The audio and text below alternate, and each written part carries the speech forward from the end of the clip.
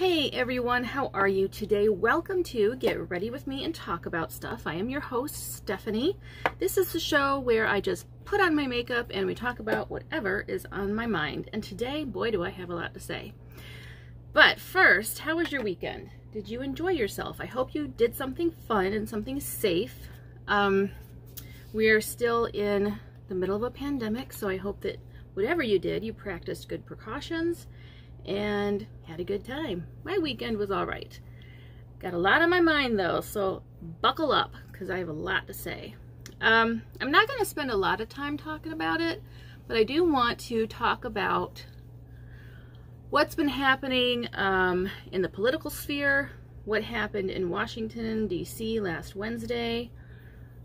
I think everybody, this has been covered pretty well by people a lot more qualified than I am to talk about this. So I'm not going to spend a lot of time, but I do want to say I believe firmly that a lot of the anger about the election results really is not about people honestly believe that Donald Trump won the election. I don't think that they do. I think that if people were being honest, they're just really angry that the election was decided by, primarily by Black and Indigenous people and Latinx people. I think if they were being honest, that's what they're angry about. Because bear in mind, the election of Donald Trump, I firmly believe, and I will die on this hill, was done, it was a retaliation for 8 years under Barack Obama. And that was the main reason Donald Trump got elected in the first place. It's not because anybody thought he was really qualified or was going to be a great president, but he was excellent revenge in their minds for 8 years under a Black president. So all of this stuff is rooted in racism, and you will not change my mind about that. Okay, now that we've got that out of the way. So what I wanted to talk to you about today is the fact that I forgot to get out my makeup brushes. These things happen often. Okay, now, seriously, what I wanted to talk about today is something I talk about usually around this time every year. Last year and in previous years, I did not have an active YouTube channel, so I couldn't talk about it to such a wide audience, but this year is different. Every year I feel like I need to talk about the push to, the push people give themselves at the beginning of the year to lose weight. And I think it's important to talk about this because, I see a lot of people feeling like their world is going to get so much better if they can just lose X number of pounds. Pick a number. And having been many sizes and weighed all different amounts as an adult, I want to share with you a little bit of my own journey and my own struggles with my weight and with learning to accept my body. I don't remember a time in my life when I was ever totally cool with my own body. Like I remember, even as a teenager, just feeling very, unaccepting of myself. Now, I will say when I was much younger, when I was a young child, I didn't have any awareness that I was, quote, fat. I just didn't know. And it wasn't until I got older and kids started picking on me for it that I realized, oh, my body does not fit in with this, what they would consider a normal body type. I don't fit that mold at all. And then I started feeling, becoming aware that, oh, according to a lot of people, there's something wrong with me. And, it wasn't until I was probably in 6th grade, maybe, that I became aware that my body did not fit whatever this ideal was. And I still remember in high school, I remember I went to the doctor for something.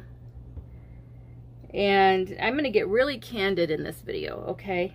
I'm going to keep it real. I remember the doctor, or the nurse weighed me, and she told me that I weighed 204 pounds. This was in high school. And I remember thinking, that can't be right.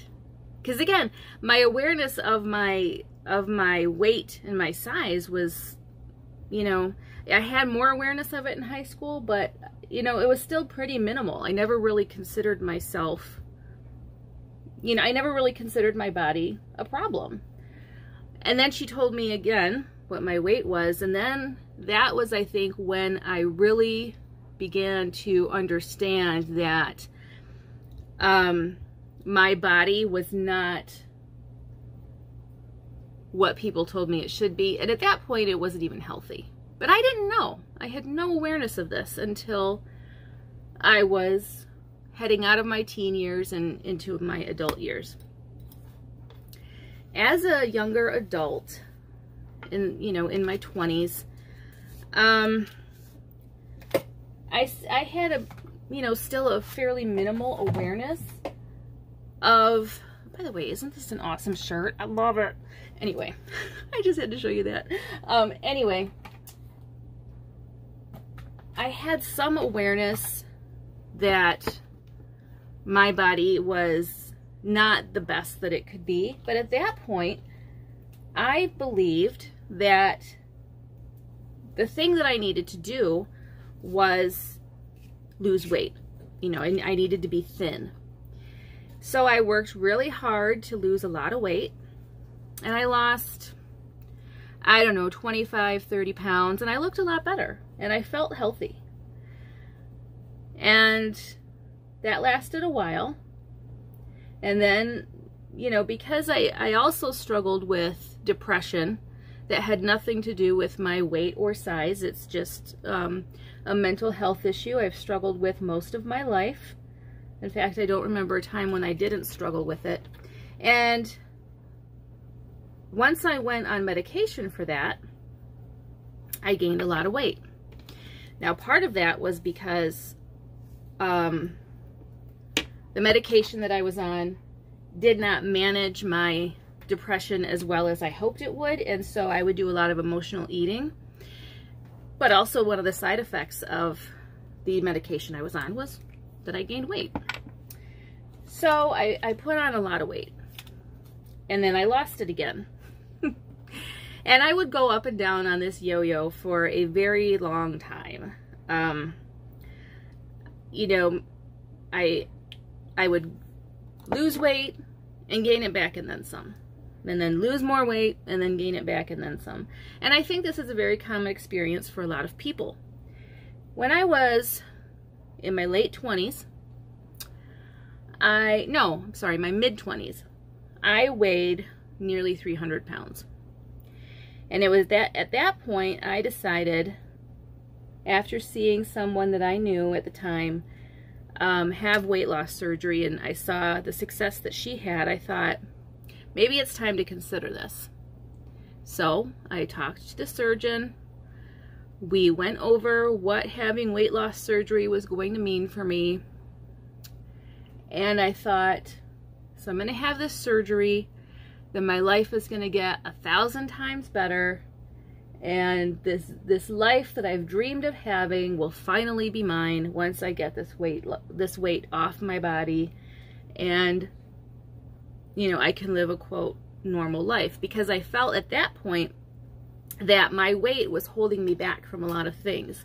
I felt that if I was thinner, maybe I'd have a relationship. If I was thinner, maybe I could, you know, get out and be with people more, because I felt sure that the whole reason my life was the way it was is because of my weight. So I had the weight loss surgery, and I lost, oh, I don't know, around 125, 130 pounds. And I looked good. And I want to emphasize looked, because I didn't feel good. And what ended up happening was I became very obsessed with numbers on the scale. If my numbers were too high, I would shame myself for not necessarily having gained weight, but just not losing it fast enough, not losing it at the rate I wanted to. Because even with weight loss surgery, your body reaches a point where, you know, you're at a happy place and your body is going to fight very hard to keep you there. And I didn't like the happy place my body had chosen for me. I felt like my body was getting the wrong message and I needed to correct that. So I started working very hard to try to lose those last stubborn pounds, because apparently a weight loss of, you know, 125, 130 pounds was not enough for me. And I was very discouraged because my body just wouldn't do it. So this went on for a number of years. And also, along with that, I discovered that, lo and behold, it was not my weight that was holding me back. No, no, no. It was me. I was holding myself back. I was holding myself back because I believed that, you know, at the time I used my weight as an excuse, but really what it came down to was I didn't believe that I was capable of or deserving of the good things that I hoped to have in my life. And that's when, you know, I didn't see that until I lost all the weight that I believed was the problem, and then found out the problems were still there. They didn't go anywhere. And I had to really deal with the fact that my biggest problem was me. It wasn't the number on the scale. It wasn't the size of my jeans. It wasn't anything but me telling myself that there are things I can't do. Like right now, I can't find the brush I want. Here it is. I found it. Why? Because I am capable. So I had to really deal with the fact that I was my own worst enemy. And I was my own worst enemy whether I was fat or thin. It didn't matter. A few years after I had my weight loss surgery, my weight had stabilized, but I was still not as small as I wanted to be, and I was still fighting hard to get down to the size I wanted, still shaming myself for not being able to lose more weight. And I just was like, I just want to lose a few more pounds. If only there was a way. Well, my body answered my prayers, and I learned I had cancer. Be careful what you wish for, because during the course of my cancer treatments, I was 31 years old, had cancer. I had major surgery to have my left kidney removed because the tumor in the kidney was right smack in the middle, and it was so large there was no way to just take out the tumor and leave the kidney intact. So the whole thing had to go. It was like a President's Day sale. Everything's got to go. And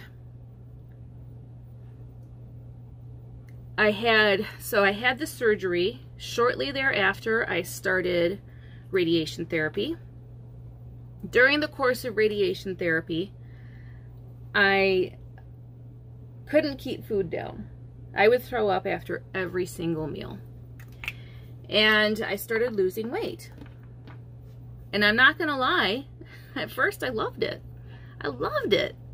Because I was like, well, this isn't the way I wanted to do it, but look, those last stubborn pounds are coming off. That was how messed up my head was regarding my weight. Even though it was cancer and cancer treatments that was causing me to lose weight, I didn't care as long as the weight was coming off. So I keep losing weight because I keep throwing up. And I lost so much weight, you could see my ribs. When I would try to sleep at night, it was hard to sleep because I was not accustomed to having so very many pressure points that, you know, as I tried to get comfortable on my bed, I could feel the mattress like pushing into my ribs and stuff. I didn't like it. I mean, it wasn't a great mattress anyway. You know, got to keep that part real. It wasn't a great mattress. But, you know, because I was so thin and I was not accustomed to being so thin, I really felt that pressure when I would go to bed, and it made it really hard to sleep. I could see my ribs, My collarbones were really prominent. You know, I just did not, I looked sick. I looked sick. But I had lost weight. So in my very warped sense of what my body should look like, I thought I looked awesome. I was wearing like size extra small everything, and I thought, well, this is awesome. I've never been able to wear these sizes in my life, and now here I am. I have arrived. Never mind that I'm sick from cancer treatments, and you know, my whole life just got turned upside down because I couldn't work and maintain the apartment I tried so hard to get into and so forth. Never mind all that. At least I was thin. So I went through the cancer treatments and met someone after all my treatments were done, made a whole series of regrettable mistakes, got married, had a baby, or got married, got pregnant, left my husband, had a baby. It was a very eventful couple of years there.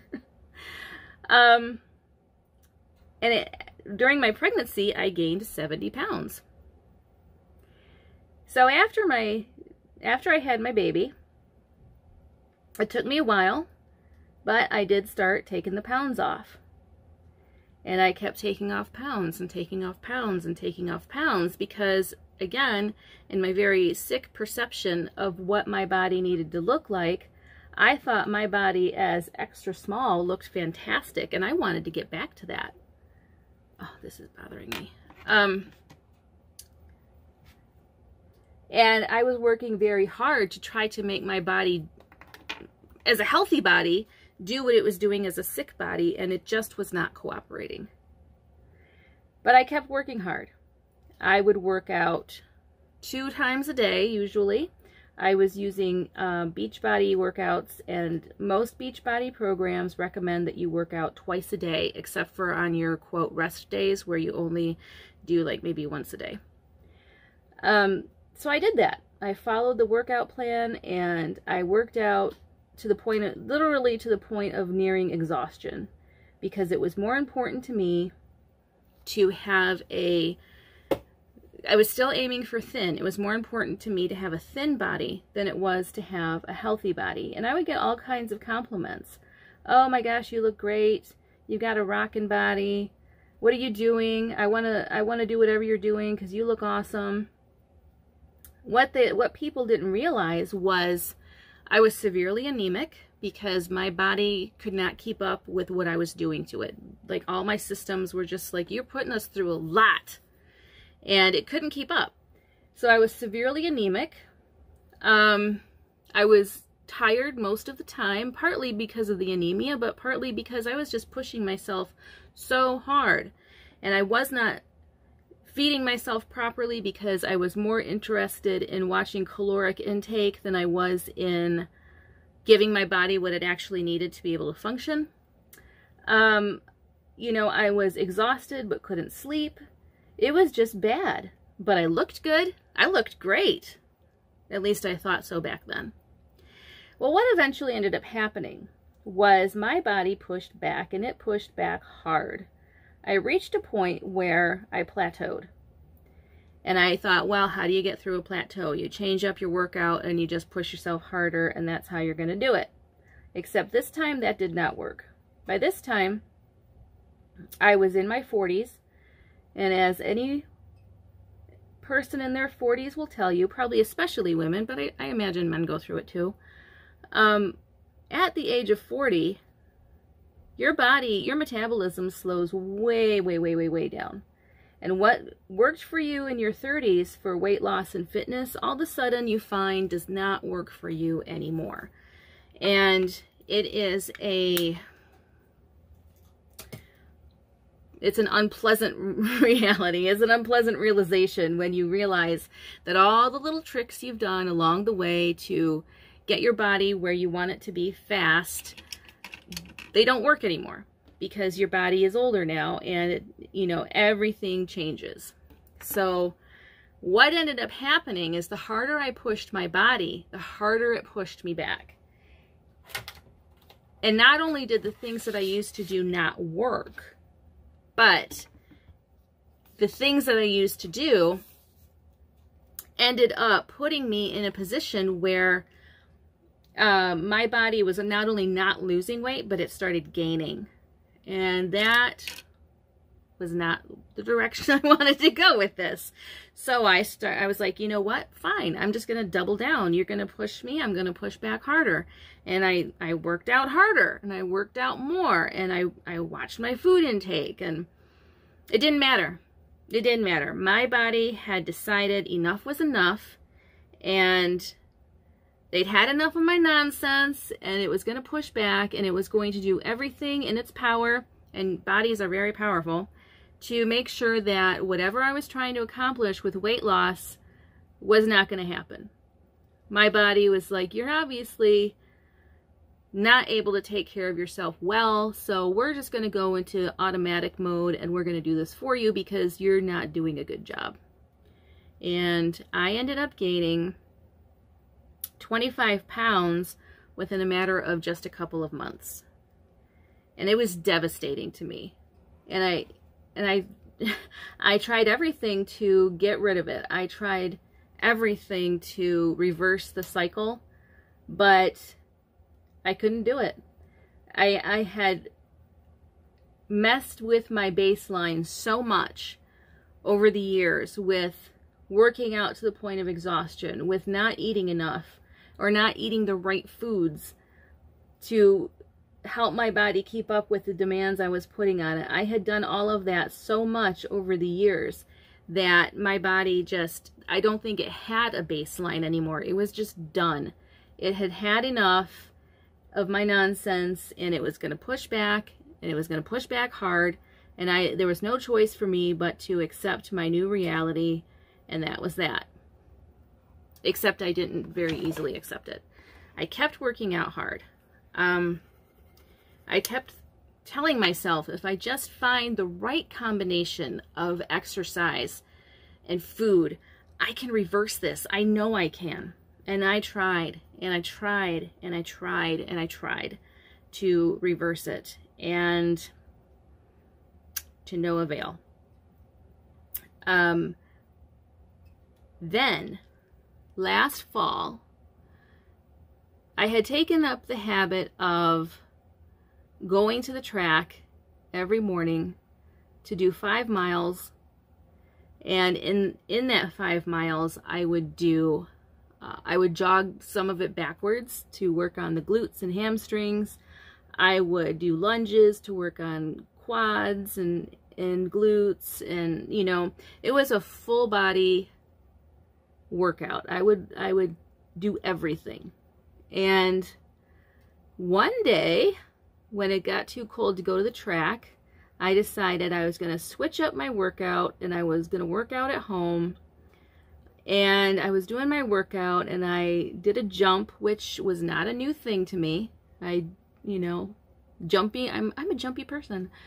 And I felt this searing pain in my calf. And then it felt like a hot iron was poking up through the ball of my foot. And I was like, well, that doesn't feel right. So I stopped what I was doing for a few minutes. This is how obsessive I was, okay? I stopped for a few minutes and just walked, because it felt fine to just walk. It was the jumping and so forth that hurt. So I stopped for a few minutes and waited till I felt a little bit better, and then I thought, I'm going to give this another try. And I tried again, and it still hurt. So I thought, well, I'm just going to finish this workout in a very low-key, heavily modified way and take it easy the rest of the day. And this is what I did for weeks. For weeks, I did not have this looked at. I was just determined that I was going to push through this and I was going to be fine. Well, finally, I realized this is not healing properly. So I went to the doctor, who ordered some tests, and found out I had a torn muscle. Well, as time went on, it became apparent that, you know, if it is a torn muscle, it's not healing very well. So more tests were ordered, and then come to find out, I actually had 2 torn tendons in my foot. And all this, so this was like a months long process. Like I tore it in the fall, didn't realize that I had the tear in the tendons until the spring. And one of the tears was a very old injury. So it had been compromising my movements for years. So once it became apparent that this was what was happening, and I was going to have to continue modifying how I worked out, because at this point I was not doing much. I was either working out in a chair because I couldn't stand for very long, or I was working out, I was just using a bike. And even that was getting to be too painful to do. So once it became apparent that this was not going to be a quick fix, you know, surgery was scheduled, and then COVID happened and messed everything up for everybody.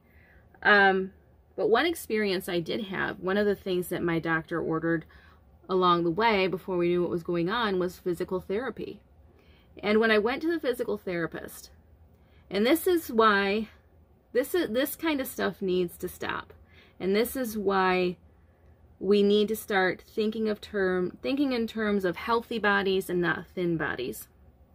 So I went into the physical therapist, and the physical therapist said to me, "Oh, I hear so many stories about people who just start working out, or who just started working out and they injure themselves because they do too much too soon." And I was like, I have been working out regularly for a very long time.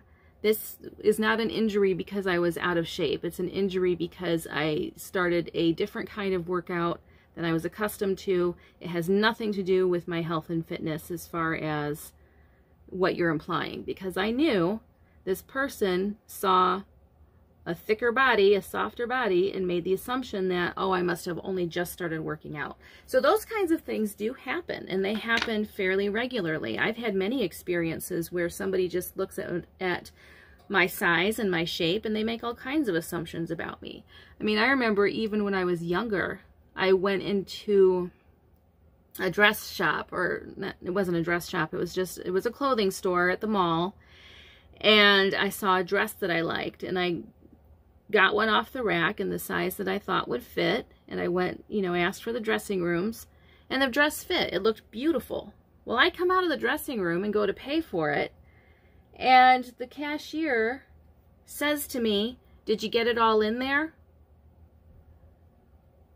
And I was just like, what? I couldn't believe what had just come out of this woman's mouth. But these are the kinds of comments that people say to fat people, especially I think women, but I do think men who are overweight also get their fair share of criticism. You know, I mean, if I had been especially, you know, particularly thin, would it have been okay to say to me, did it look like a burlap sack when you put it on because it's so loose? No, I mean, that would not be okay to say. So why is it okay to say to somebody who's overweight, did you get it all in there? So these are the kind of things that I've heard. I'm sure many people who have struggled with weight over the years have heard. And that is why it is so hard for a lot of people to accept that the goal is not to have a thin body as much as it is to have a healthy body, because we have this perception in our culture that, and when I say our culture, I mean, like, you know, American culture, particularly white American culture, that the only acceptable body is a thin body. And it doesn't matter if that thin body is even healthy or not, as long as it's thin. And I believed that for a very long time.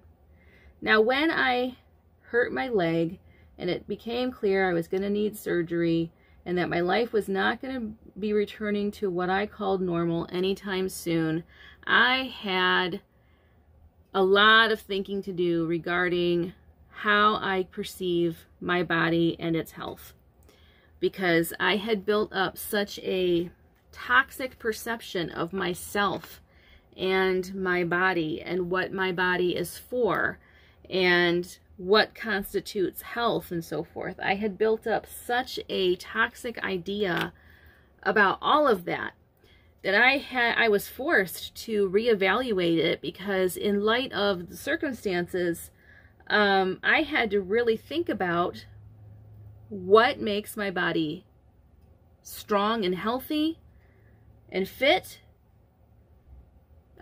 It might not necessarily be what makes it thin. And I had to accept that my body could not be strong and healthy and fit and still be thin the way I wanted it to. Not for many reasons, not the least of which being, I'm 45 years old. I am never going to look like the 20-something Instagram models out there. And I am never again going to look like I did when I was at my thinnest, because I'm not riddled with cancer anymore. I'm not undergoing cancer treatments. I'm not in that same place where my body was, you know, the thinness that I enjoyed, and I'm putting that in quotes, enjoyed, was entirely the result of being unhealthy. It wasn't because my body is naturally prone toward being thin. It's because my body was really super unhealthy, and thinness for me was an indicator of that. And that's why, you know, it breaks my heart really when I see people who have struggled with weight their whole life, and they say, you know, I'm going to lose X number of pounds this year. This is my year. And this happens every New Year.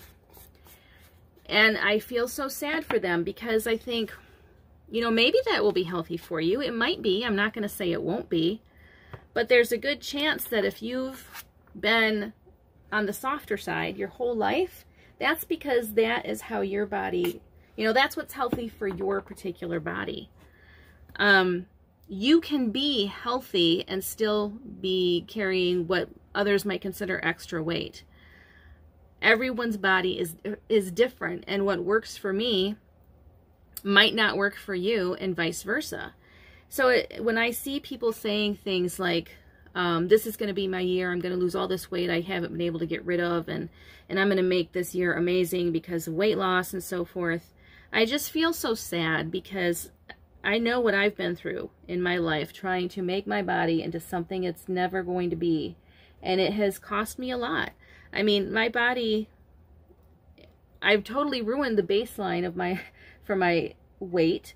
You know, I don't know what my ideal weight is anymore, and I don't know if I ever will, because it has been up and down so many times because of things that I've done that I don't really know what's right anymore.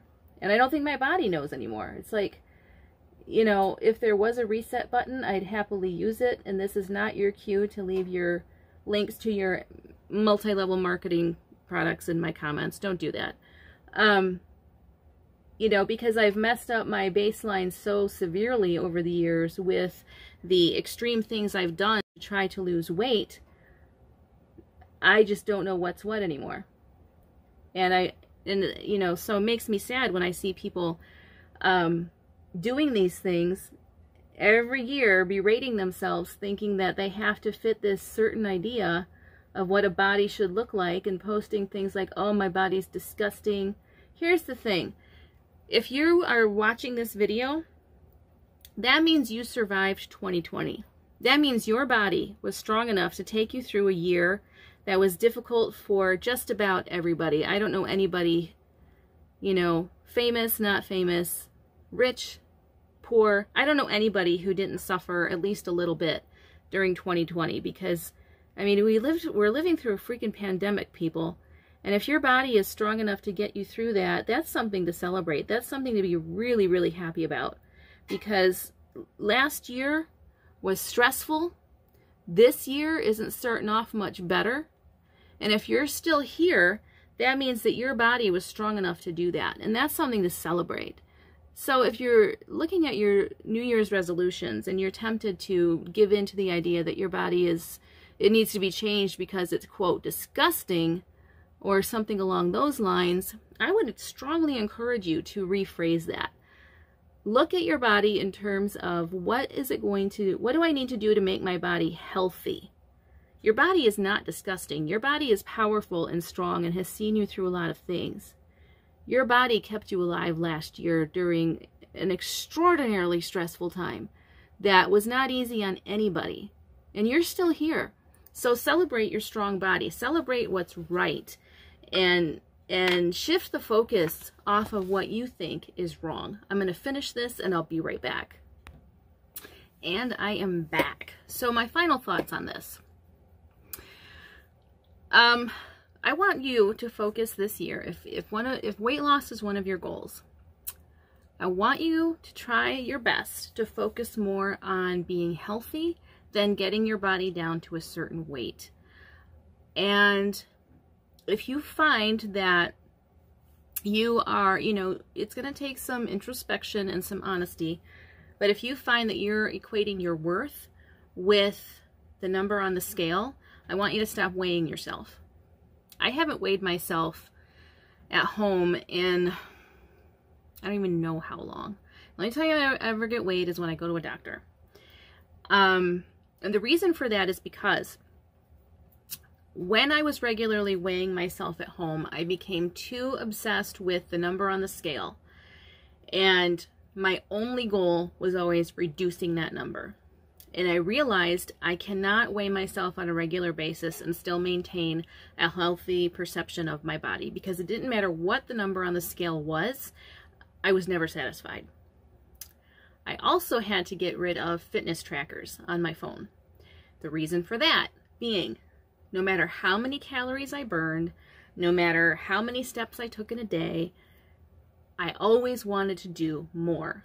Like if I took 15,000 steps in a day, I would say, well, tomorrow I'm going to do 16,000 and then 17,000.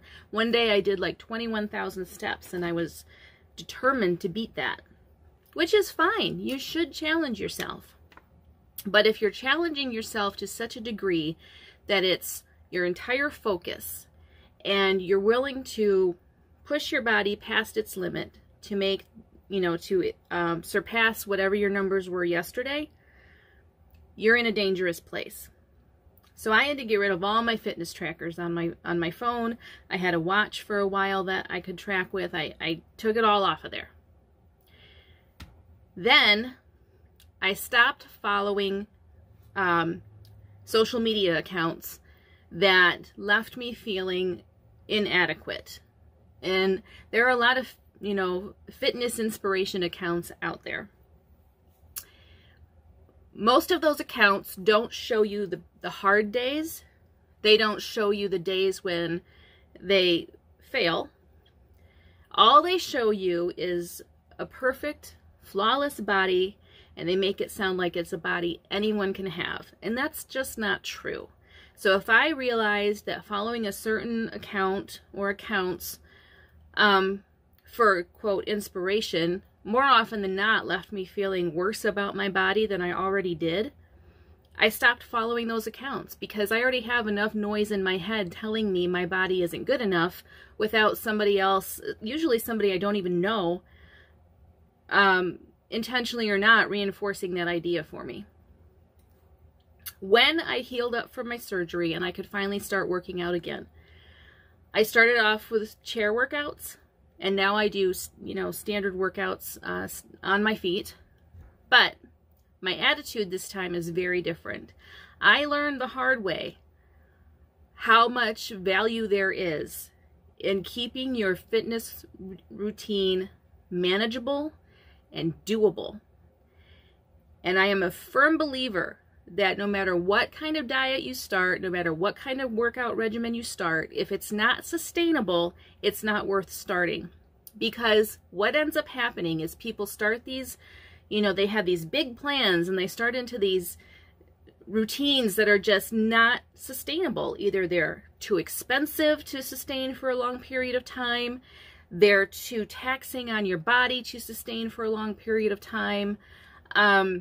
You hate doing it, so after a while you're going to stop doing it, and then you end up not only going back to where you were when you started, but usually you're even worse off because your body pushes so hard against what you've been trying to do. So if something is not sustainable for you regarding your fitness, don't even start it. Find something you enjoy doing, or at least can tolerate doing. And do that. I used to do workouts that would absolutely kick my butt, and not in the best of ways. It wasn't like a challenging workout. It was a workout that I probably shouldn't have been doing at all because it was just too taxing on my body. But I thought, you know, if I'm going to be fit, this is the kind of stuff I have to do. And I ended up, you know, my body pushed back. I have fibromyalgia. Something happened during my cancer treatments and absolutely changed the way my body processes pain and fatigue. And doing the wrong kind of workouts could cause a flare-up that would last for days. But did that stop me? No, it did not. What stopped me was when I injured myself and I had no choice but to stop or risk permanent injury that no surgery could fix. So when I had my surgery and then recovered from my surgery and I could work out again, you know what I did? I did workouts that were sustainable. I do Leslie Sansone's walk at home workouts. I pick a different one every day usually, and I can do it and it doesn't nearly kill me and I feel great. I'm getting muscle back. I'm learning to love parts of my body that I've struggled with for years, and that's what I'm doing now because it's sustainable. I can do it for a long, you know, I could do those workouts for years and it's not going to harm my body. That's me. That might not work for you. But this year, if you're prone toward making weight loss your goal, my challenge for you is make health your goal. And when you make healthy movement and eating and overall body acceptance and body positivity your goal, weight loss, more often than not, ends up being part of the package anyway. But if weight loss is your only goal, it's so easy to fall into that trap of doing it in an unhealthy way. And I share these things with you from my own experiences because I really would love to see you avoid some of the pitfalls that I've experienced over the years. Learn from me. Learn from my mistakes. Love your body. Find something good about your body. When you're prone toward, you know, if your knee-jerk reaction is to say, but my body's gross. No, I want you to find at least one thing about your body that you absolutely love. And look for new things about your body to love every single day, because your body is not disgusting. Your body is strong. Your body is capable. It has seen you through a lot. You're still here. And you're here in part because your body is strong enough to keep you here. And that is something to celebrate. That's something to be really, really happy about. It's so easy for us, especially in a culture that thrives on our insecurities. You know, the diet industry, the diet culture thrives on you feeling bad about yourself. That's how they make their money. They make you feel like garbage if you don't have what they call the perfect body. Be a rebel and push back against that, and fall in love with your body and realize how powerful it really is. And you can make it more so by making healthy choices that may or may not result in weight loss, but will result in a stronger body and a healthier you, and a you that is more confident, more mentally strong, and more convinced than ever that you can do more than you think you can when you choose to. All right, that's all I have to say about that. I guess that was a lot. Anyway, I hope you have a great rest of your day. Be good to yourself. Be kind to yourself. And be good and kind to other people. Don't shit on yourself or anyone else. And I'd love to know your thoughts on this video. If there are other topics you'd like me to discuss, feel free to leave them in the comments. And just have a great day. And be kind. It's kind of wild out there still. So we never know what each other is going through. So just have a kind word for each other, and we're going to get through all of this together. And I will talk with you again very soon. Bye.